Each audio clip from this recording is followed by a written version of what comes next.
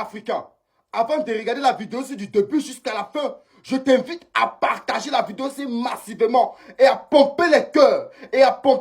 Parce que c'est important.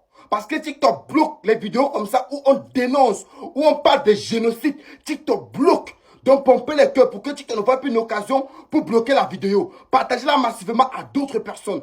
Vraiment, je remercie ce monsieur qui a dévoilé les secrets, qui a eu le courage, oui, parce que moi je dis le courage de parler, de dire aux Africains comment ça se passait. Écoutons la vidéo. Même après avoir obtenu leur indépendance, les pays colonisés restent sous l'emprise forte et brutale des pays occidentaux. Prenons l'exemple du Congo et de l'Indonésie. En 1960, les Belges quittent enfin le Congo qu'ils ont ravagé pendant près d'un siècle. Les premières élections libres au Congo ont porté au pouvoir un certain Patrice Lumumba. Et justement, il cherche à mettre en place un développement autonome dans son pays.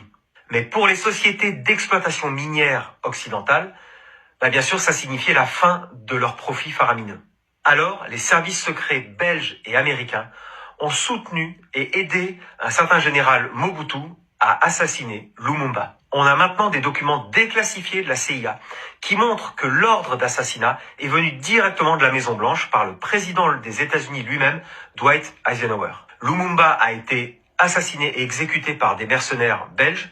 Son corps a été découpé en morceaux et plongé dans de l'acide. Le tristement célèbre général Mobutu prit le pouvoir quelques années après et pilla le pays pendant 30 ans. Le régime de terreur et de torture de Mobutu fut activement soutenu par la plupart des régimes occidentaux et notamment les États-Unis, la France et la Belgique. Le pays, qui s'appelle aujourd'hui République démocratique du Congo, est profondément ravagé, marqué par les guerres civiles et une pauvreté extrême. Pareil pour l'Indonésie, qui est un pays qui a été colonisé et qui a déclaré son indépendance en 1945. Son premier président s'appelle Sukarno et lui aussi veut développer son pays de manière autonome, sans ingérence ni de la part des Occidentaux, ni de la part de l'Union soviétique. Et là aussi, on a des documents déclassifiés de la CIA qui montrent que les États-Unis ont ordonné l'assassinat du président Sukarno.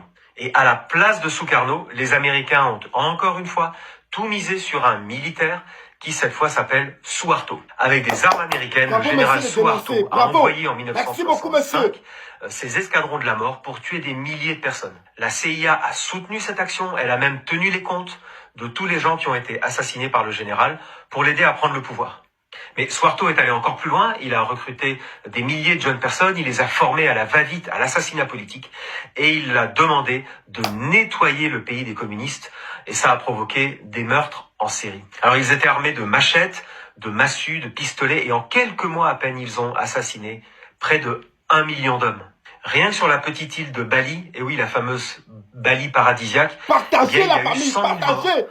qui ont été liquidés, ça fait 8% de la population locale à l'époque. Alors suite à ces massacres, évidemment, le pays a été tétanisé, littéralement terrorisé. C'était donc le moment idéal pour Suharto d'ouvrir le pays en grand pour des investissements occidentaux. En seulement 2 ans, une poignée de multinationales occidentales se sont littéralement emparées de tout le marché des matières premières, le pétrole, le cuivre, le bois, le caoutchouc. Et les exemples continuent avec plein d'autres pays. Et c'est comme ça que même après la colonisation, même après l'indépendance, petit à petit, les Occidentaux ont annihilé tous les espoirs de développement autonome des anciennes colonies.